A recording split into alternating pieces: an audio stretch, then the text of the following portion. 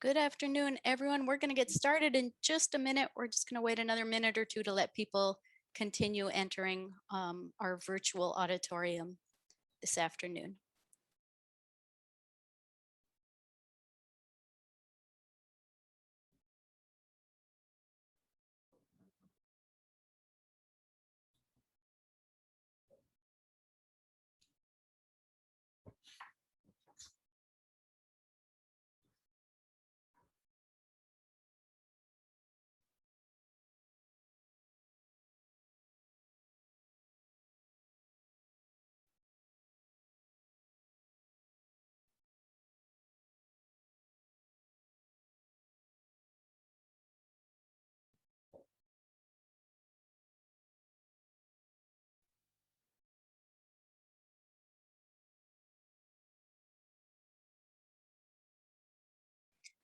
I see people are still entering, so I'm just going to give it one more minute and then we will get started. Welcome, everyone.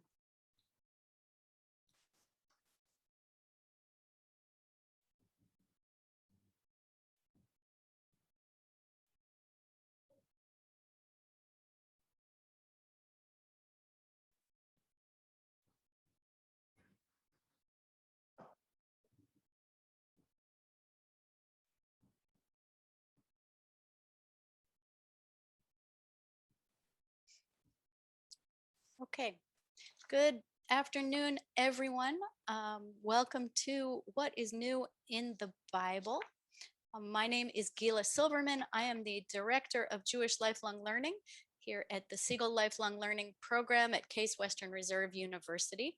The Siegel Lifelong Learning Program provides a wide range of educational opportunities for adult learners, connecting the world of higher education to lifelong learners, both in Northeast Ohio and now through our online programming really all over the globe. We are especially thankful today for all of our supporters and our donors who enable us to bring you this kind of wonderful educational programming that we are going to be part of this afternoon. I'll introduce our panelists and our program in just a minute. Just one note, if you have questions during today's program, please put them in the Q&A. We will not be looking at them during the talks, but we will read and share the questions with our speakers once we get to the Q&A portion of our afternoon together. So as I said, welcome. We're here to talk about what is new in the Bible. Our program today is a partnership of Siegel and the Posen Library of Jewish Culture and Civilization. So before we start, we want to introduce you to the Posen Library.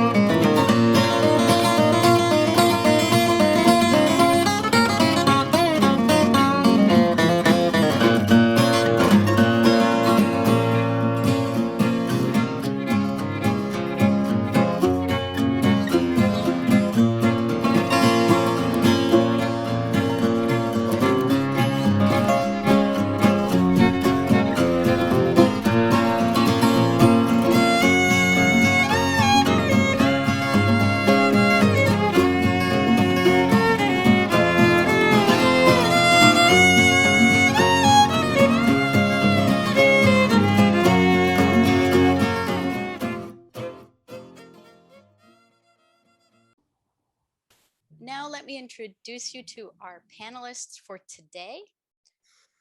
ALISON JOSEPH is senior editor of the Posen Library of Jewish Civilization and Culture. She brings her academic expertise in Hebrew Bible and ancient Judaism to the management of the ancient volumes of the Posen Library. Drawing from years of university teaching, research, and publication in Jewish studies, and her own public-facing digital scholarship, Dr. Joseph works on the Posen Digital Library to bring the content of the anthology alive in a digital format. She earned her PhD in Near Eastern Studies from the University of California, Berkeley, and an MA in Jewish Studies from Emory University. Her first book, entitled Portrait of the Kings, the Davidic Prototype in Deuteronomistic Poetics, received the 2016 Manfred Lautenschläger Award for Theological Promise. She's previously taught at Swarthmore College, the Jewish Theological Seminary, Towson University, Villanova University, Haverford College, and Orsinius College. DEBORAH Dash MOORE is the editor-in-chief of DEBORAH Dash MOORE is the editor-in-chief of the Posen Library of Culture and Civilization and the Frederick G. Huetwell Professor of History at the University of Michigan. Her most recent book, Jewish New York, The Remarkable Story of a City and a People, covers over 3 centuries of history and culture. And I just want to add that it is a special honor to be here today because many years ago, Deborah was also my professor at Vassar College and was the first person to introduce me to Jewish feminist scholarship. So it's really a delight to be on this panel here together. So we are here to talk about today the Posen Library of Jewish Culture and Civilization, Volume 1, Ancient Israel from its Beginnings through 332 BCE, edited by Jeffrey Tigay and Adele Berlin. I have the hard copy here in front of me. I will tell you it is a very big and heavy and wonderful book.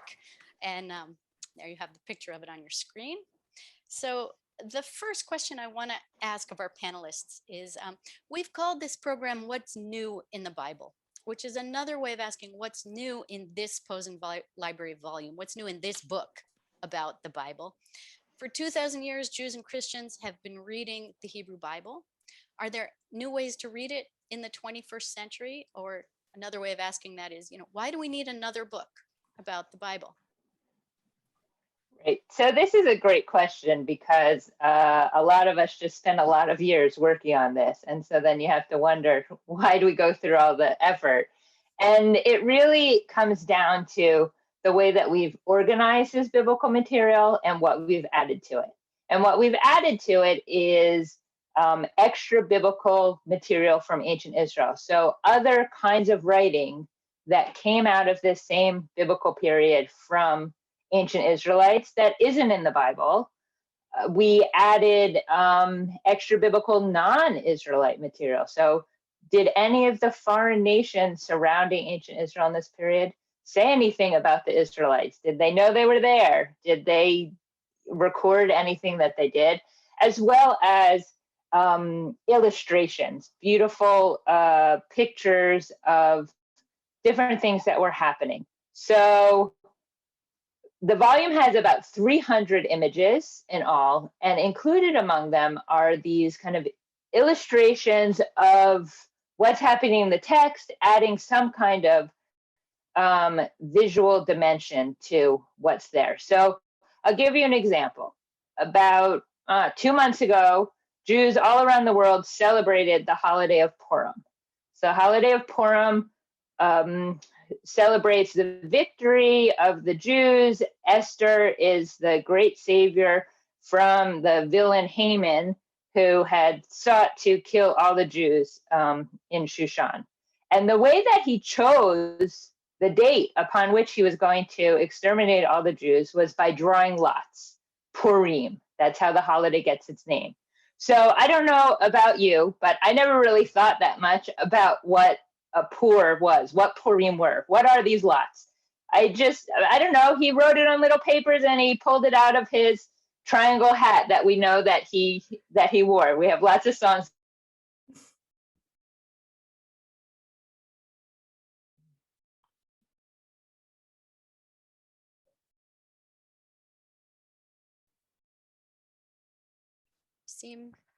Seem to be having a moment of technical difficulty. Dr. Joseph's video We're is in a frozen. quizlet. Hopefully, oh, there, she came back. Oh. Okay, you froze for a moment. I froze? You froze for Yeah. a moment while you were talking about what we imagine the lots to be. Oh no. I'm just gonna, okay. Am I unfrozen? You are unfrozen. Okay, Yes. so what did we imagine the lots to be? It never really even occurred to me that I should pay attention to what are the lots. But we have this example from the 9th century BCE from Assyria. This is cuneiform Akkadian writing on here that describes this object. It's like a little die as a puru. So you can hear the equivalence in the Akkadian puru to the Hebrew purim. And what this was some kind of thing that you would probably throw, and it would help determine whatever it was that you were trying to determine. Lots also play a part in the story of Jonah, when Jonah runs away from God and they're caught up in the storm and the sailors don't know what to do. Who could be making God so angry? And they draw lots. So it never really occurred to me what that was. And so we have next to the story of Esther, this picture to sort of illustrate what they might have been talking about. Another example is the story of David and Goliath. I think this is probably one of the most well-known biblical stories. And even little kids could tell you that David comes with his slingshot and shoots the giant Goliath through the eyes. So I always imagined David standing there with a kind of like that Y stick like Dennis the Menace had, and pulling back the elastic and shooting it off, and it hits the giant. It made it even more miraculous, because how could that little rubber band take down the giant who was 8 feet tall? But what we see here are Assyrian examples of what a sling really was. So what you see on the left, these are sling stones, and our editor wanted me to make clear that these were probably military grade sling stones, these kind of very uniform looking balls. Maybe they're about the size of golf balls. David probably had something that was smaller, smoothed in a stream. But you would take that leather strap, and as in the depiction on the right, you would swing it around your head and release it. And this would travel 100 to 150 miles per hour. So once you see this kind of demonstration of what was this weapon that David had, and you think, oh, that's how hard it could have thrown, all of a sudden the story of little David felling the giant makes more sense. And it's something that it never really occurred to me. I already had an association with a slingshot. And I didn't think to question, is that what David had on his belt? I just want to make a technical comment. I saw someone raise their hand. In this webinar format, we are not going to be calling on people to ask questions. If you have questions, please type them into the Q&A, and we will get to them after the presentation. Another thing that's interesting about this book is that when I opened the book and I knew it was going to be a book about ancient Israel and about the Bible, I was expecting a certain type of organization, right? But then I looked at the structure of the book, and it's not what I was expecting. It's something different. Can you talk a little bit about how the book is organized, and how you made the decision, how you as a team made the decision to organize it that way? So we've organized the volume by genre, as we have all of our other volumes, and we have 4 modern volumes already published, so that there is some continuity between the ways of reading texts in this ancient volume and in what we see in modern volumes, and as we fill in history in the middle. But by organizing by genre, it meant that we were deconstructing the biblical canon. So instead of reading it cover to cover, you have your, Bible, we are pulling pieces out by genre. So if you open up to page 1, it still starts with Genesis and the creation of and the creation of the world. But we're reading Genesis in the context of a genre of long prose narrative. And so you can read from page 1, the creation of the world, through the prose narrative of the history of ancient Israel until you get to sort of the end of the destruction of the first temple in 586 BCE. So we have that kind of organization. And what you get when you read by genre is not just that complete narrative that you can read from the beginning to the end, but you also pull out the pieces that are around in the middle. So for example, we have the genre of prayers. And this is if you went to our digital archive, the Posen Digital Library at posenlibrary.com, and you looked for the information on volume 1, you would see our table of contents here. And then you would be able to click on each one of these genres to get a short description before jumping into the texts. So one of the genres in this list here, about halfway through, is the genre of blessings. So blessings and curses. So when you pull out the blessings from anywhere that they might be in the canon, and you put them together, you start to see something different, or you start to see more. So we've taken blessings that are embedded into narrative stories and put them together, as well as taking that the other texts from ancient Israel. So what you're looking at here are silver amulets with the priestly blessing written on it. The larger one on the left is about 4 inches long, and the one on the right is about 1.5 inches long. And these were found in a burial cave in Kitef Hinnom, which is in Jerusalem. And so these were rolled up as some kind of amulet that might have been buried with people as some kind of protective something. And through the power of science and machines, and they were able to unroll these tiny little things and able to preserve it. And then with like X-ray, I don't want to pretend to understand the science, but they were able to read that something was written on here. And so, we lost the slide.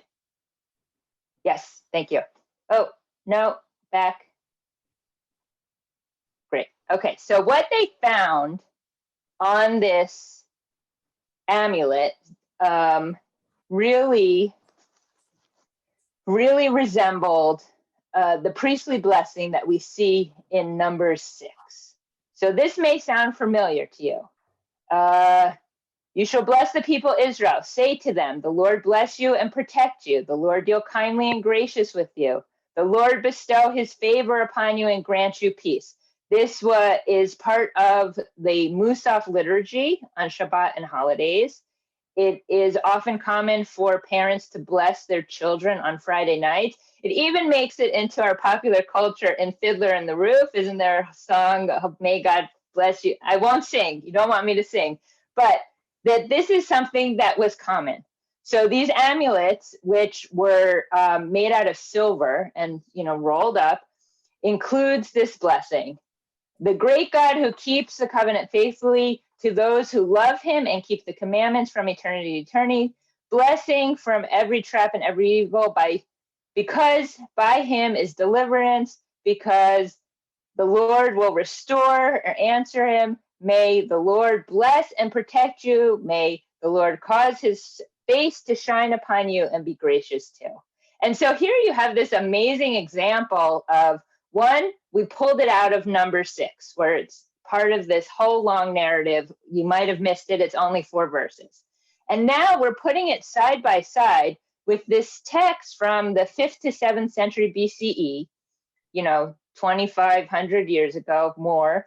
And you see that this was a blessing that real people were saying, that they thought that it was important enough to put in some kind of, to write it and put it as an amulet within the burial of one of their loved ones.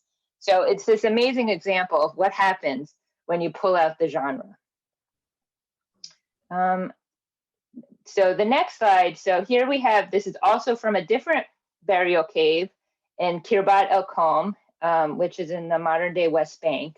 And you might recognize the symbolism. It looks sort of like a hamsa, this kind of hand symbolism. And on the top of the hand, there's an inscription that also is another kind of burial, that this is the family's writing that you should deliver his enemies, deliver this, your dead relative from his enemies. And so you pull out the prayers and you put them together, that you have this opportunity to read these really new texts that otherwise I don't think people have a lot of access to, and certainly wouldn't be in a regular printed Bible. One of the things that is really wonderful about this book, and we're getting a little taste of it here with the images on the slides, right, is the visuals that are in this book, the illustrations and the imagery that we have in the book. It's also, I jokingly mentioned the weight of the book, but part of the weight is that it is printed on thick paper in order to really, I'm sure there's technical printing reasons for that, but it really allows the images to really shine through in this book. Can you talk a little bit about the images? I noticed also many of them come from surrounding cultures also. So what do we learn from that about the biblical story? So we learn a little bit about what did these other cultures, these foreign nations, think or know about Israel, but also what was the common experience at the time. So right here, this is a mural from Thebes from the 15th century BCE. So this is very old, 4,500 years old. And you can see in this picture that you have slaves making bricks. So I know another story about slaves in Egypt making bricks. I don't think that this proves anything about that. And even I think the most the people who really accept the strongest historical view of the Bible might not think that the Exodus happened that long ago in the 15th century. But here we see that in Egypt, there were slaves and they made bricks to build whatever they're going to build.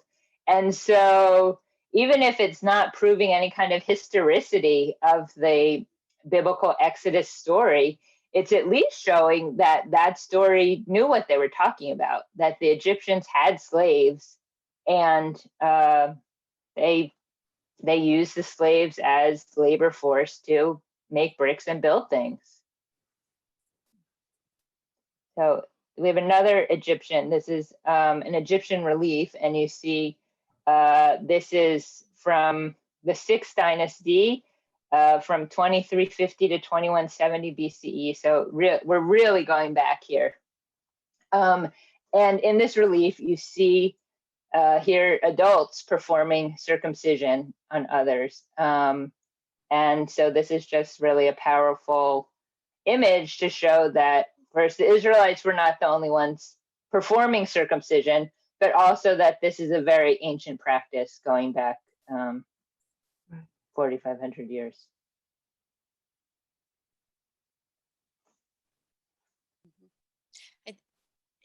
It's such an interesting thing. I think the way that images, that we have a different reaction to images than we do to words on the page, right? As you're saying, when you see this image or the one before, it really changes your understanding of the story.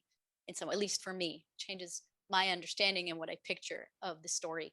Now, some of the images in this book are these kinds of artistic images, and many of them are images of artifacts that show us a little bit about daily life from that time period, about religious practices, about household life, architecture, art. What else can we learn from that adds to our understanding of these stories?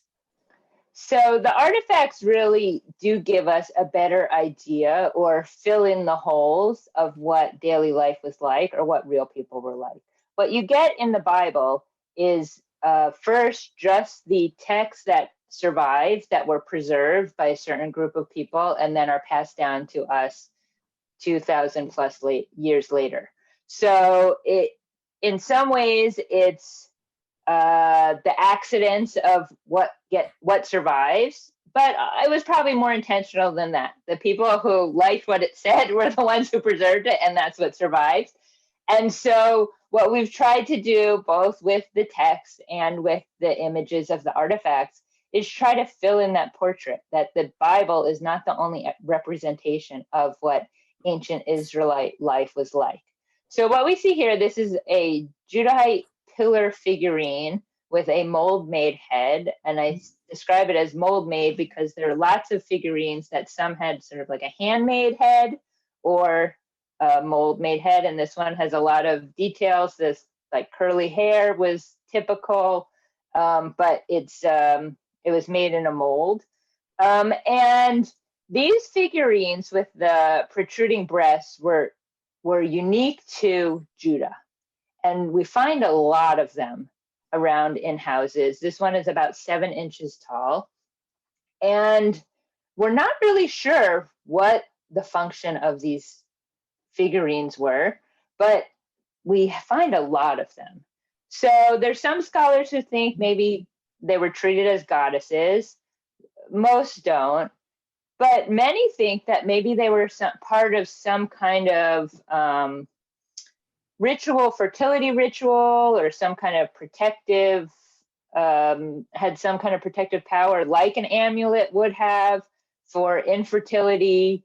But certainly what we see is something different from what we get in the laws and the 10 Commandments that say don't make any idols or objects, or, they had a lot of these. They had a lot of different other kinds of objects within our collection, lots of small calves, different little figurines. So you do have to wonder, what were they doing with those? And if they were so ubiquitous, were they really so verboten, or the text wants to get rid of them so that it's so strong in its prohibition against them?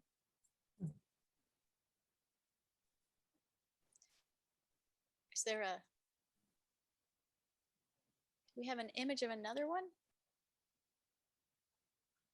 I don't think so, but if you went on to this is something different. Okay. If you go into the Posen Digital Library, we actually have a couple different ones of those, the Judahite pillar figurines with the protruding breasts. Okay. So all of this we're talking about is, ancient Israel, right? It's many thousands of years ago. Are there some examples in the book and in the digital library on this book that relate to our life today, or that might give us some insight into life today? Well, so really what we've tried to do is to take a very broad view and convey the breadth of the ancient Israelite world, as well as a broad view of what does Jewish culture and civilization mean, right? This book is about ancient Israel. It's not necessarily about Jews and Judaism. It's not just about the Bible. That we've really tried to extend the boundaries of what is part of the culture and civilization of ancient Israel, and how we can connect it to the ongoing culture and civilization of the next 2,000 years. So what we see here is this is a victory monument with Egyptian hieroglyphs. And we have a lot of examples from Egypt, but if you're familiar with Exodus, a lot of stuff happened there in Egypt that was really foundational to the Israelite story, and also really to the story of the birth of Judaism as a nation. So this is really the first mention that we can trace back of Israel. So this was a victory monument by the Pharaoh Merneptah, who ruled Pharaoh from 1213 to 1203 BCE. And this monument is from the 5th year of his reign, and it's commemorating his victory in the Libyan campaign. So today you can see the original in the Cairo Museum, but a lot of museums with ancient Near Eastern collections will have a replica of it. And so it's pretty big, and you can see that little, if you're not watching on your phone, but if you have a little bit bigger screen, you can see towards the bottom, there's kind of a little darkened edge right there. You see like a little shadowy. That piece right there mentions Israel. And so in this stele, it goes through all the places that he conquered, and then Yenoam is made into non-existence. Israel is wasted, its seed is not. Huru is become a widow because of Egypt. And so, as you would expect in any kind of victory commemoration, the person who puts it up is applauding himself for all the great jobs that he did. He probably conquered a lot of places. I would be sure that it was not as huge as he proclaims it in this. But what's really interesting to us is that it mentions some group of people or place called Israel at the end of the 13th century BCE. And so that's pretty amazing. So that when we start talking about ancient Israel or ancient Israelites, where are we starting from? This is pretty far back, 13th century BCE. And so whether there was an exodus or there were Israelite slaves, that I can't tell you. I can't prove anything about the Exodus. But what I can tell you is that in 1208, the Egyptian pharaoh is mentioning something about Israel. I think that's really, really significant for our understandings of ancient Israel and ancient Israel's role even within the surrounding nations. It's really remarkable. Really remarkable. Okay, so this is my favorite inscription. And part of what makes it my favorite is because it's long. It's about 6 lines long. And it has kind of a, I don't want to say practical application, but it relates to a situation that may be known. So in the year 701 BCE, the Assyrians laid siege on Jerusalem. So the way that siege works is that you basically starve everyone out. So either they starve and they're so weakened and you could just like charge in, or they all die, or they, are starving so they surrender. So it was a great form of ancient warfare, especially if you were in a fortress town with a wall.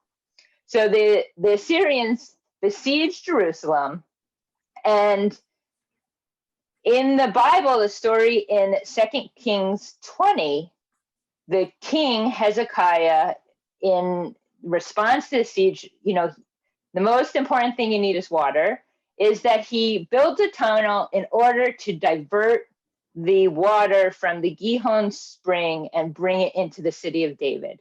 So this was like their anti-siege maneuver to divert the water and bring it in so that they could last longer. The biblical story then goes on to say that there was like a major plague and 400,000 Assyrian troops miraculously died and there was an angel.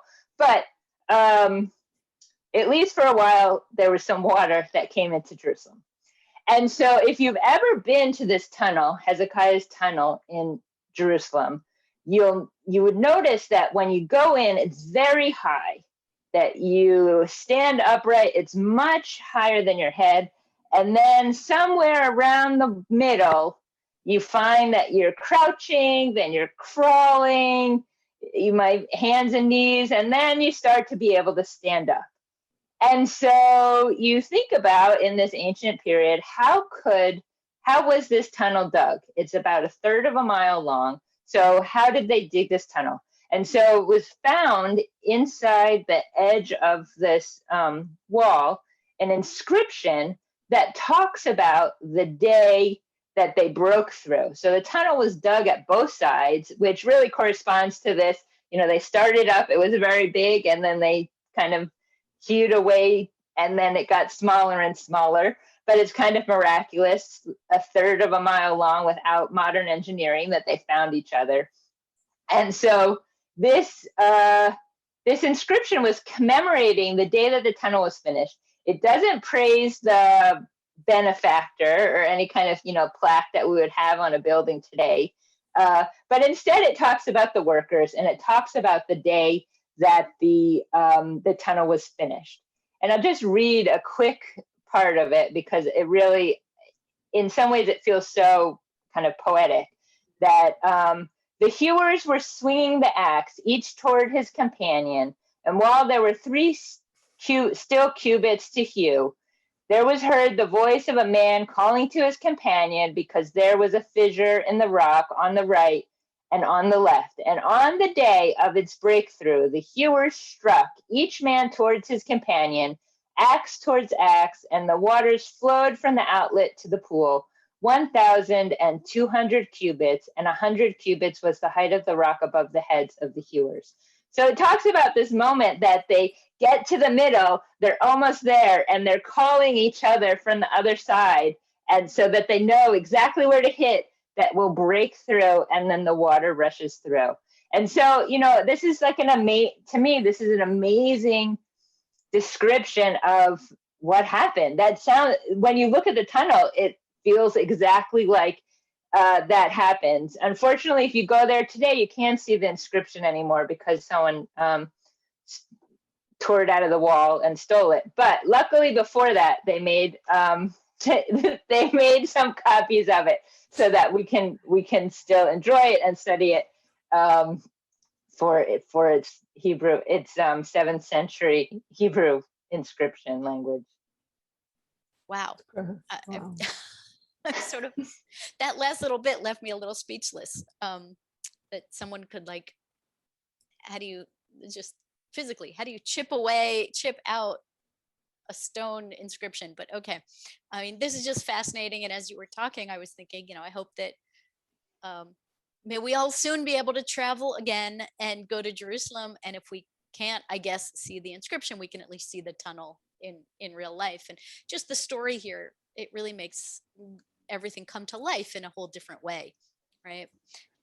So most of what the last few examples you gave are really historical, I want to say documents. I guess they're documents. They're in stone, but they're documents. What about legal documents? Are there legal documents in the book? And what are those? How do those help us understand the laws and the norms that the Bible is talking about? So another benefit of this genre organization is that it pulls the legal documents together. So some of the legal texts that we have in the Bible, a lot in the Torah, are long, 20 chapters at a time of legal material, but we also have laws elsewhere.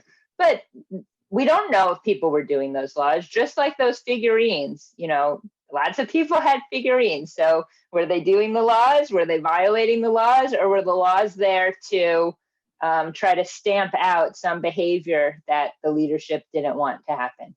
So what we have with this is a legal complaint that in many ways confirms a biblical law. So in Exodus 22, there's a law that says, if you take your neighbor's garment in pledge, you must return it to him when the sun sets. It is his only clothing, the sole covering for his skin. In what else shall he sleep? He cries out to me, I pay no heed, for I am compassionate. So this law is basically talking about when someone owes you a debt and they give over some kind of garment as collateral, at night you have to give it back to them, because otherwise this was probably their only article of clothing or their jacket. They need it at night, it's cold. You need to give it back at night. You can hold it during the day as collateral, but you need to give it back at night because it comes as a law that God is compassionate even to this debtor. So what we find in Matzad Hashivyahu, which is somewhere between Tel Aviv and Ashdod, is this letter from the 7th century BCE, and it was written on an astrakhan, which you can see the picture of it here. is a piece of broken pottery that basically is recycled from the jar that broke and written on.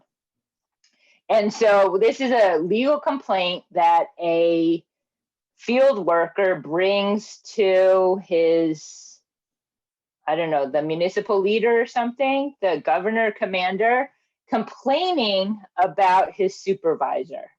And what he says, and he calls on all the other workers there to testify for him, but he calls upon the governor to adjudicate this problem that the complaint is, when your servant had measured his harvest and stored it in the granary as always, then Hoshiyahu, son of Shaboy, came and took your servant's garment. It was when I had measured and completed my harvest as always that he took your servant's garment. So here, the worker is putting in a complaint that the supervisor is not returning his collateral garment when he's supposed to.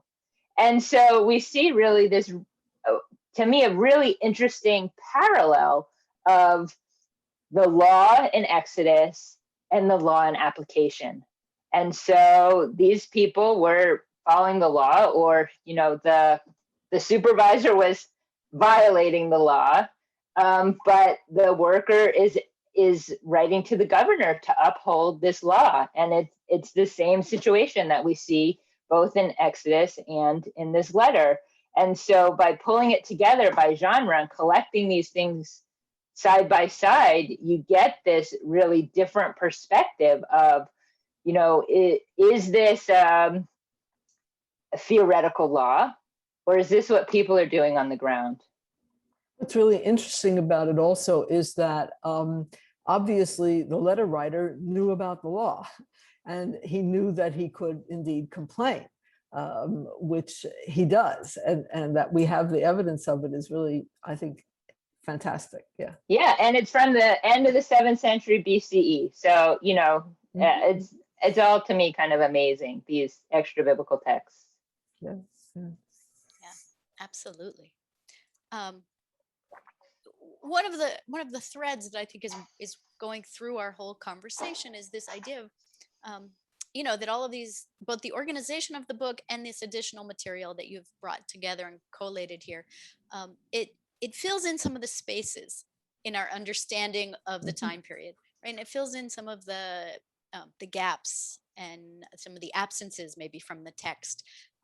One of the places where things are often absent in the biblical text, shall we say, is in the stories of women, right? They're often hidden in the biblical story, and we really have to search for the women and the women's lives.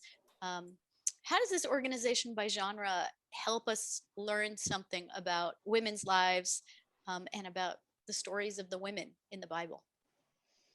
Well, so I think the first, organizing by genre means that you're disrupting the ways that the text is usually read, which is often, if you start from the beginning, it's a lot of stories about a lot of men and the things that they did. And the women are really supporting characters. They're certainly important. You have all the barren women of Genesis who are singled out to be the specific mother of sort of the inheritor of the Abrahamic tradition, but they're still kind of lost in the larger narrative. But when you pull out the other genres of the text, like prayers, or in the book of Judges, or even just filling in with the material culture, the kind of stuff that people have, you start to see those real lives. So one example we see is in the story in the beginning of the book of Samuel. Samuel the prophet has also a very kind of exciting birth story, like those heroes in Genesis, that his mother Hannah is barren.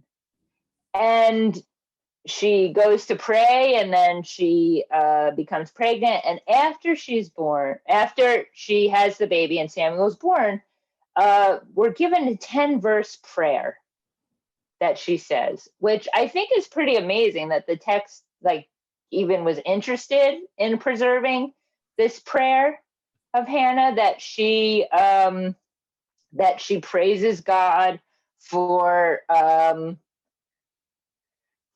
answering her prayer of, I want a child, and to making her not barren. And so in that way, she, even though she's significant in a narrative sense, she is just a minor character to Samuel, right? Then we get 2 books named for Samuel.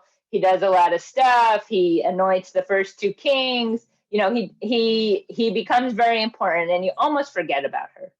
But then you pull out her prayer and you put it in a collection of other prayers that similarly were embedded in these narrative contexts.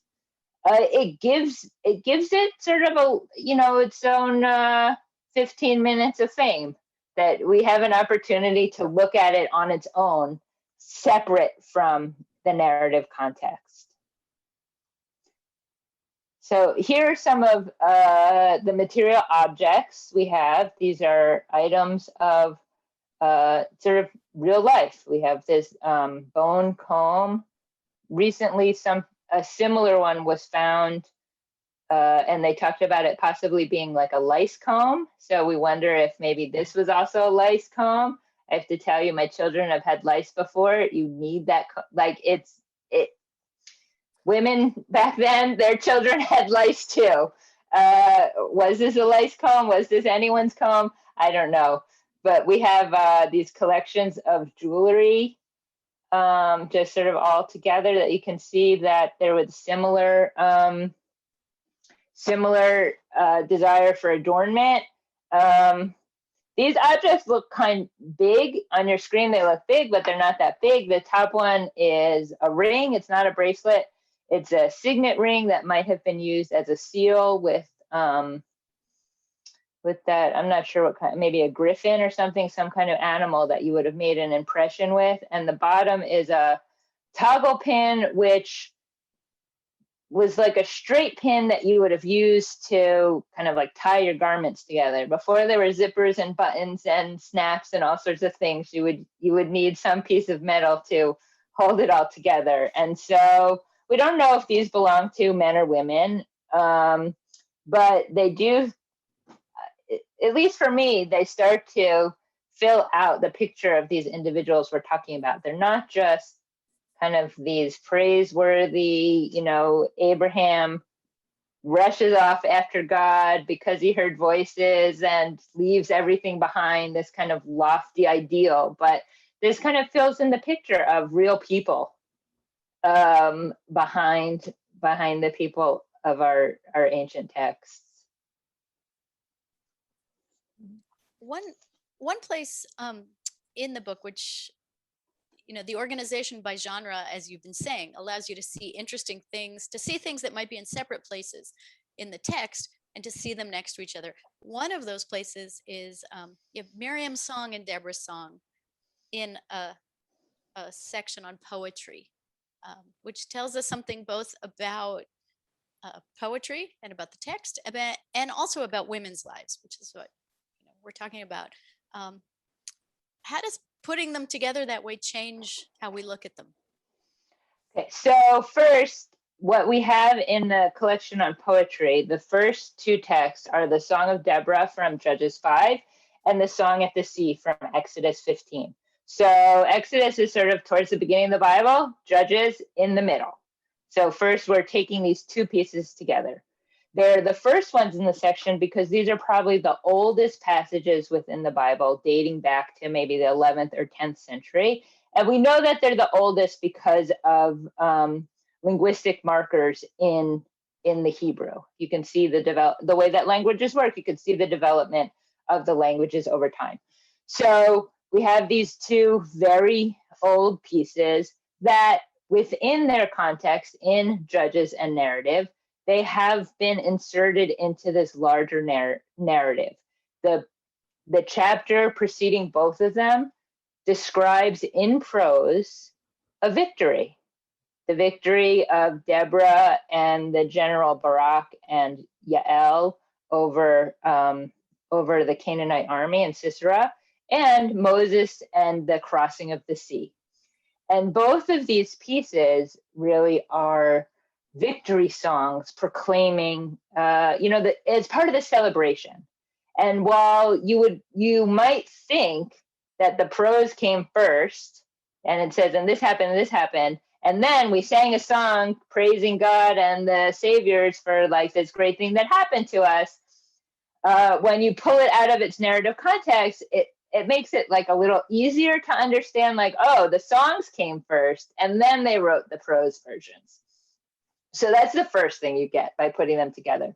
But then you start to see, what does it mean to have these victory songs? So in the Song of Deborah, one of the things you see is, it's praising God, but it's also praising the human role in God's deliverance. The role of Deborah, the role of Yael, and the role of Barak, as opposed to the Song at the Sea, in which Moses is just praising God. So I want to point out just what this image is here. And this is actually the only item in the entire volume that comes from CE. This is from 1009 CE, from the Leningrad Codex, which is the oldest complete Bible manuscript that we have. And why it's interesting is you can see the Song of the Sea starts a few lines down where the lines look choppy because it's written out as poetry rather than the prose lines above it. So I just wanted to point that out. But what happens is Moses sings this long song, and then at the very end, we come to Miriam. So if we go to the next slide. Okay, so we see at the very end of Moses' long song, then Miriam the prophetess, Aaron's sister, took a timbrel in her hand, and all the women went out after her and danced with timbrels. And Miriam chanted for them, "Sing of the Lord, for he has triumphed gloriously. Horse and driver he has hurled into the sea." So what's really interesting about this is it puts into relief, first, the huge role that Deborah, as a woman and a prophet, plays in her story. It's really unparalleled. One, that she is proclaimed the hero, and two, that she is the singer of the song. I don't mean to imply that she really sang the song, but the text, it attributes the song to her. So in that way, Deborah looks really elevated, and Miriam, with her one line after Moses gets his long song, doesn't look so exciting. But I do think that is particularly significant that Moses just sang that whole song. Why did we even have these two verses that says Miriam picked up her timbrel and sings this line of the song? And so what it does is it democratizes the experience of celebration. So Miriam and the women sing this song. The relief and the victory of the defeat of the Egyptians when they're killed and the closing of the sea does not just belong to Moses and the men, but here the text was intentionally included this when it kind of doesn't add that much, but I think it's pretty significant that it's there. What I think is really interesting is what happens to it next. I'm working very hard now on the next volume, which deals with the Second Temple period, volume 2. And what we see in the Dead Sea Scrolls is that they create a fuller song for Miriam. They fill, rather than just giving her this one puny verse in the Dead Sea Scrolls, we find an entire song attributed to Miriam that sort of, I would say, kind of extrapolates what's here and continues to add on to the biblical tradition. So you'll have to wait a little time to get that one, but it will be coming. And this image here, you can see a woman playing a frame drum in a figurine that, this must have been a common instrument for women or a common object. So we have something to look forward to now when that volume comes out, which I don't know when that will be, but I assume it's not soon. No. And I'm fascinated. I mean, I've just learned something from what we're talking about. I hadn't really thought about the fact that Deborah's song was so much longer than Miriam's, and yet in sort of modern Jewish, particularly modern Jewish feminism, Miriam and the women dancing and singing take a very central role and have been very much elevated in a way that Deborah's not quite so much. But Yes, even within, if we just look at the two poems next to each other, we see something going on there that's interesting to think about. Very interesting. Yeah, even within the Posen library, we've exalted Miriam in this way. Volume 6 has Miriam and her timbrel on its cover, from a Haggadah written by a woman. So the iconography of Miriam, by a woman. Illustrated by a woman. That the iconography of Miriam leading women in song has become a very powerful feminist symbol. Maybe they were reading the Dead Sea Scrolls. I don't think so, but I think they probably were just inspired by this. Right, I think so. So you've just alluded to 2 additional volumes in the library, right? You talked about volume 6 that's already out, which is volume 2 that you're working on right now. So clearly this volume is one of a series looking at Jewish culture and civilization across history. So how does this particular volume relate to those other volumes? How do we read the Bible or how does this help us read the Bible in relationship with the development of Judaism over those last several thousand years? So first, if you have the print volumes, it fills up a beautiful shelf. They all look great together, a beautiful shelf. But now that as we publish each volume, the content is already available online, so that you have the opportunity to search for topics and genres across the 5 volumes that we have published. So one of the things that became that really stood out for me was 2 different Passover accounts. The first one we find in volume 1. Okay, here it is. It's from maybe 419 or 418 BCE from Elephantini, which was a Jewish military garrison in Egypt. So after the destruction of the first temple by the Babylonians in 586 BCE, Jews were sort of dispersed. Then the Cyrus the Great and the Persians come in 539 and conquer the Babylonians, and they allow everybody to return, but they also set up outposts around, and we start to see the beginnings of diaspora communities. So we get a letter from this 419. It's getting onto Passover, and a Jewish Persian official who is not living in Egypt sends a letter to the Jewish troop living there, telling them all the things they need to do for Passover on the count 14 days and Nisan, and then you're going to celebrate the Passover, don't eat leavened bread, these kind of laws that we're used to hearing. But it's significant that we see it in a letter, right? This is, again, this kind of the Bible in application. What were the people really doing? What were they thinking about? And here we have the official sending a letter.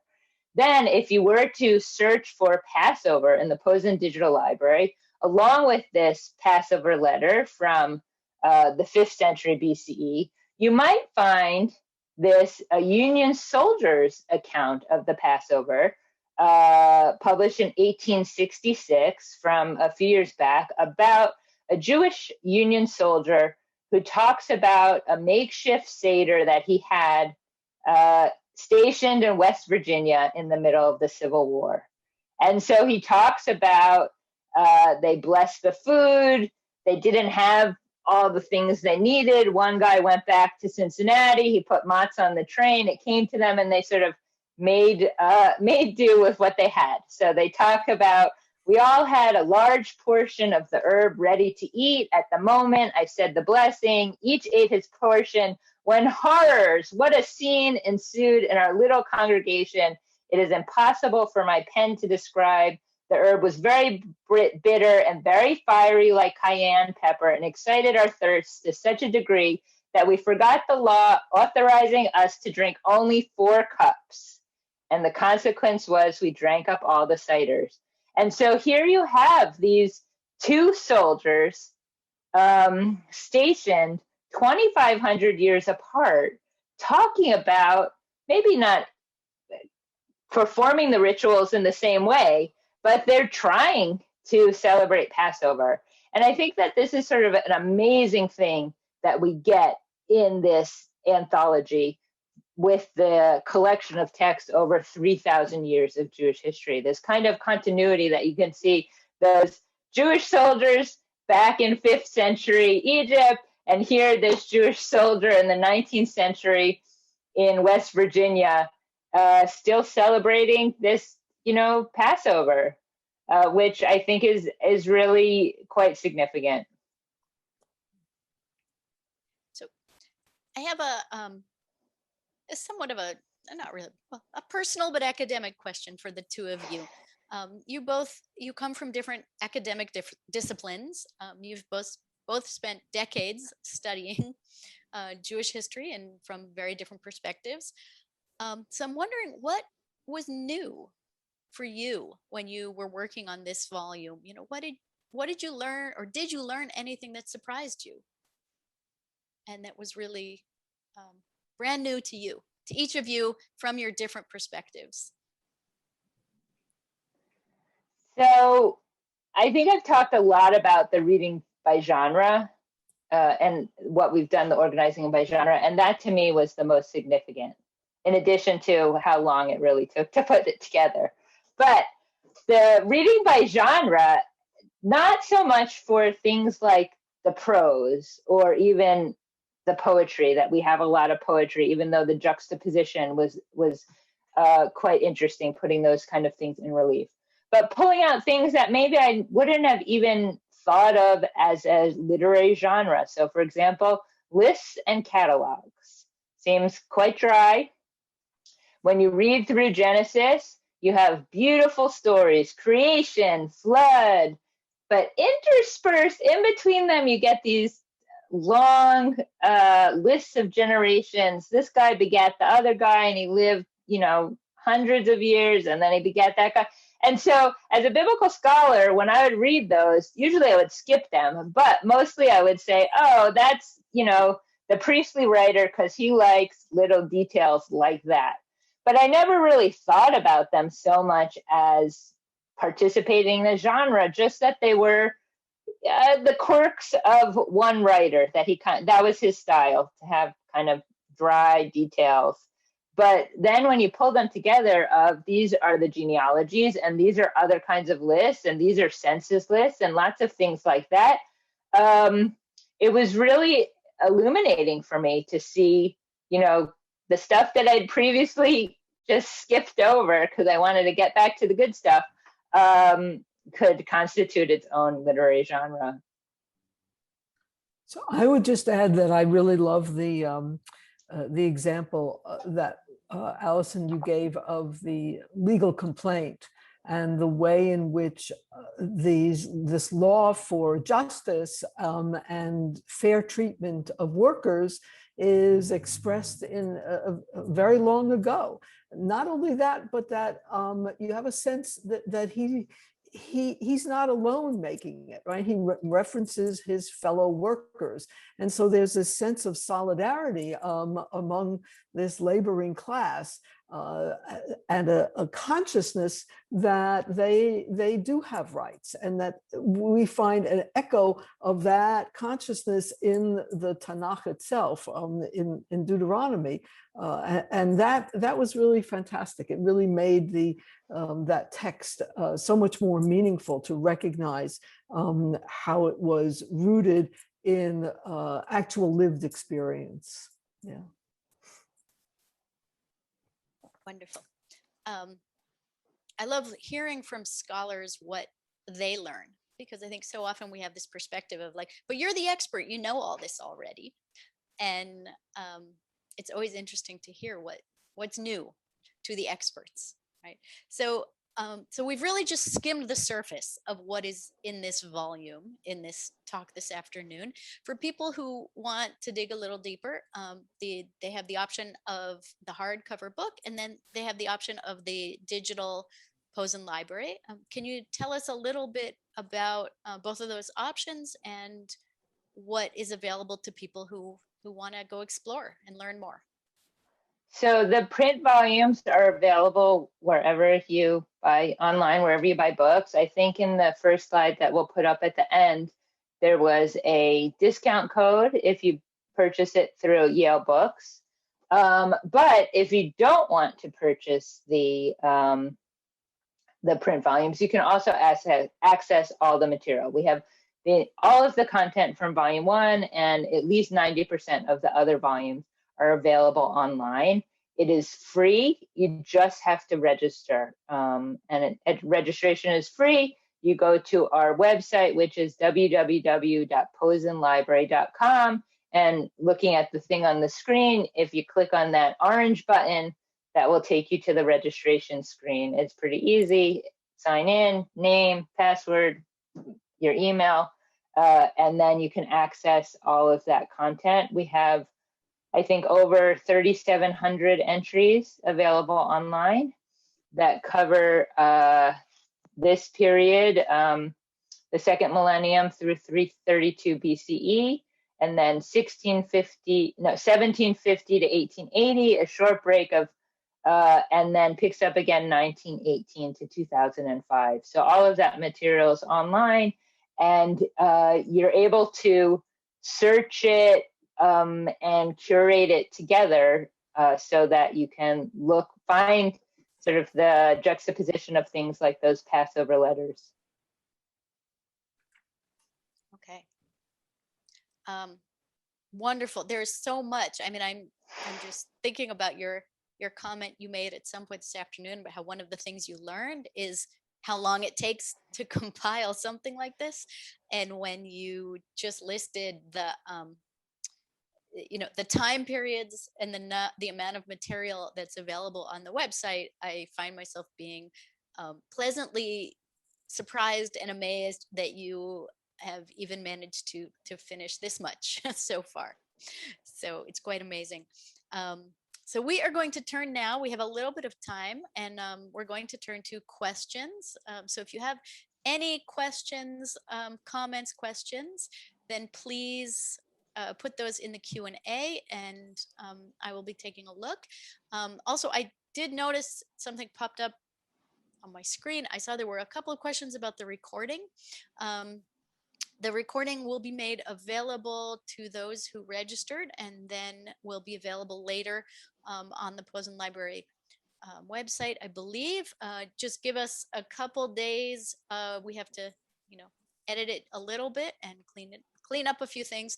And then if you were here at the webinar and you would like a copy or a link to the recording, you can email Siegel Lifelong Learning and we will get that to you. Let me take a look here and see what questions we have.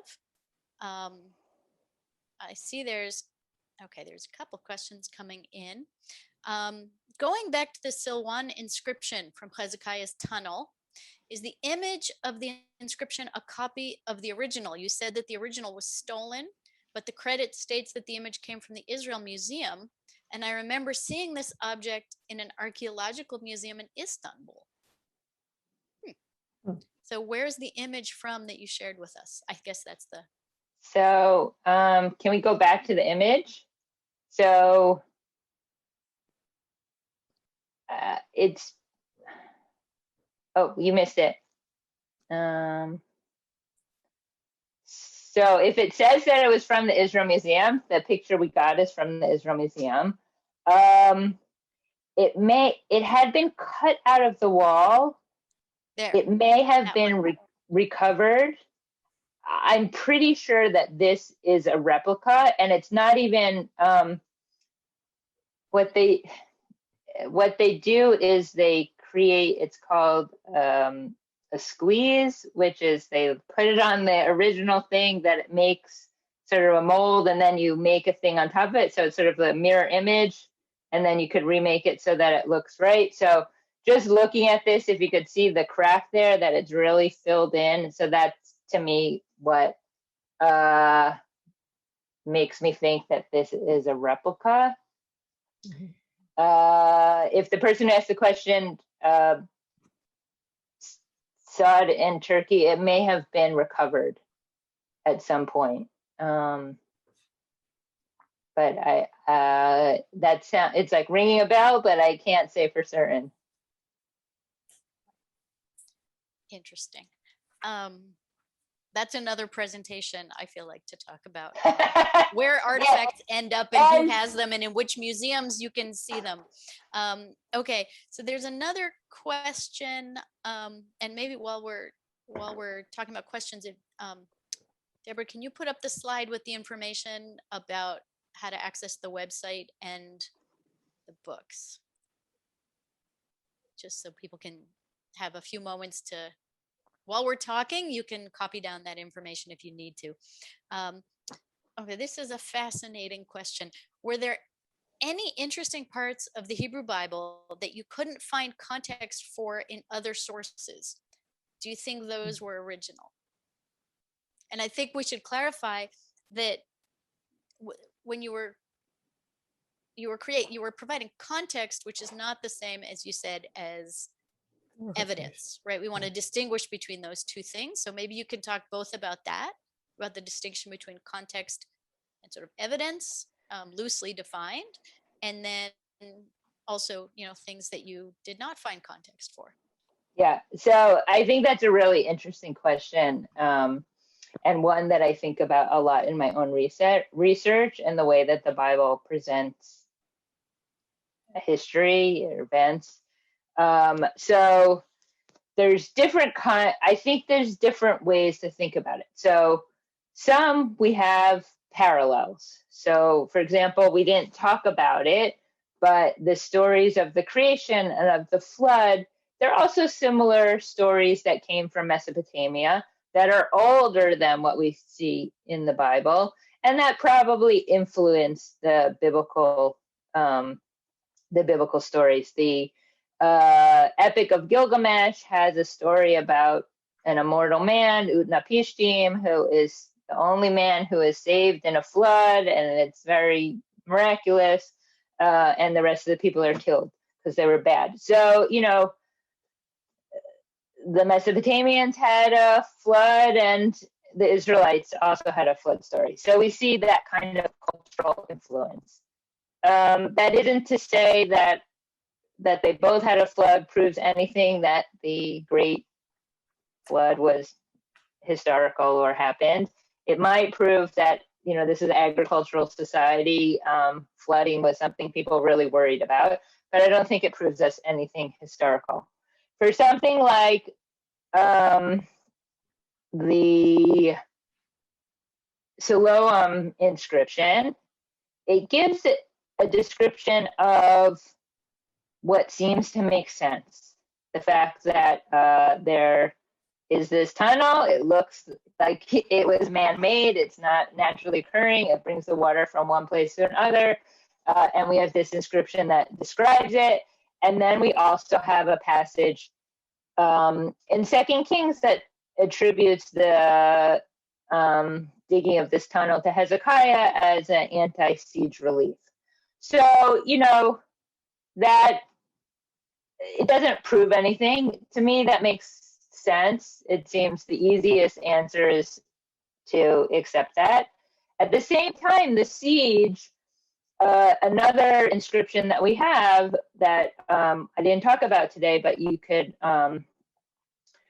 find in the Posen Digital Library and also in the British Museum, is the Sennacherib prism, in which Sennacherib, the Syrian king who is besieging Jerusalem, talks about how he besieged Hezekiah, and Hezekiah paid him off. He gave him a lot of tribute, long list of silver, gold, slaves, girls, all sorts of animals, everything. And then they decided to take off the siege. Okay, then you get to the biblical story, and they had the siege, and there was this plague of 400,000. So they woke up the next morning, the 400,000 soldiers miraculously were killed. And, then that was the end of the siege. So you get two stories like that, and it's which one seems more historical. I'm sure that Sennacherib was very exaggerated. But at the same time, you think about the Book of Kings is trying to provide a theological view of history. And so, okay, so why did the siege end? Not because we paid him off, but because God saved us. So we get that kind of thing. And then the other kind of confirmations we get with the biblical laws and stuff and the examples we gave just sort of fill in like people were actually doing this. But we certainly don't have evidence for everything. And what we've tried to do is provide access to lots of things that can help us to understand the biblical text, learn more about ancient Israel. But even the material record, it has a lot of lacunae. Yeah. Another question, a lot of the images that we saw today have written language in them. What is the evolution of the written language used in this part of the world? Were there writing or scripts that preceded those cited here? Mm-hmm. And how did those help you as you put the volume and piece together the stories of these, of how those artifacts fit with the texts? Well, okay, so I'll start by There's many questions in there. A personal anecdote. When I was in graduate school, I took a course on historical epigraphy, which is basically the development of writing, of Hebrew writing. And one of the things that we learned was this Paleo-Hebrew script, which the script, if you look at Hebrew today, the block script that we use in Hebrew and the way that a printed Bible is, or even a handwritten Torah, that is actually an Aramaic script that was only adopted later when Aramaic really became the lingua franca of the area. But before that, they had this Paleo-Hebrew script that probably came from the Phoenicians. So I had to study this in graduate school. Some of the letters look similar to the Aramaic block script. Some look very different.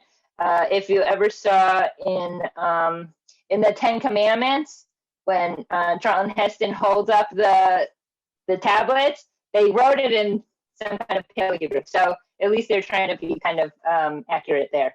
But so I learned the script, and then when we were putting the volume together, we have a lot of seals and seal impressions. So that would have been somebody's kind of identity. You would have a ring or something on a cord that you would then make an impression into clay in order to maybe seal a document or something like that. So on the actual object, it is it would be mirror image because you're making an impression and you want the impression to look right. So while we were putting the images together, I had to look at all the images before we sent them into print to make sure if it was a picture of a seal, which would in real life be mirror image, we flipped the images because you don't want to look at mirror image. You can't read mirror image. We flipped all the images to look right. So that day I said, I always knew the day would come that this epigraphy class would have been useful. So that was sort of this great kind of reaffirming moment.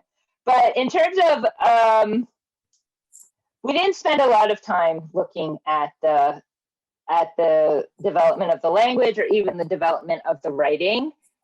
Most of the texts that we used are well-known texts that if you were to have access to ancient Hebrew inscriptions, this would all be in there. I don't think there's full access to lay people, so that's why we really wanted to include them. But they also weren't that esoteric, and studying the development of the language, we were using sort of published accounts. So experts who had already published the inscriptions, if we like those scholars, then we took their word for it on terms of this is a 9th century, this is a 6th century, that kind of thing. I'm just gonna comment. Someone sent a chat to the panelists, which I will share with everyone. I will share the message to everyone, which is that this person found the Silwam inscription in the museum in Jerusalem. It is in fact a copy, and the original is in Istanbul, which is fascinating. Again, as just to know where things end up. And it looks like if you just Google Silwam inscription, Israel Museum, Jerusalem, it will get you to the link to that image and that piece. So that is not the subject of our conversation today. As I said, the whole question of the history and politics of biblical archaeology is something we can pursue in another talk. We won't be discussing that today, but it is interesting to ponder. So, okay, I'm just looking. Okay, so I think that's what we have here for questions. Do either of you have a last comment before we close out our time together today? Well, I'll just add that as someone whose specialty is not in biblical studies, that this is a wonderful volume to read. It allows you to find things that are completely new, as well as to read things that you know. And the combination of the new with the familiar is truly wonderful. The visual culture and material culture that is presented in the volume is extraordinary. I realize it's not a cheap volume, but it's a very special one to give as a gift to yourself, especially, I would say, and not just to someone whom you care for. I also think that, of course, going online and looking at this material allows you to place it in other contexts, other Jewish contexts, as the two Passover letters gave one a sense of. Yeah.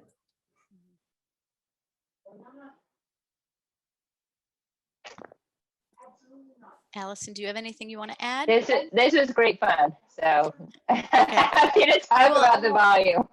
Yeah. I will just add that when we were preparing for this conversation today, one of the other people who is working with us, who also is not a biblical scholar, and this is not her area, an area she works in at all. And she commented that someone who works in publishing, and commented that it was just a good read, which I thought was interesting. She said she picked up the book one day to flip through it and ended up sitting and reading for an hour and a half, which you don't usually think of as picking up for many of us, is not what your first thought on picking up a book about the Bible. And I will add that I had the same experience.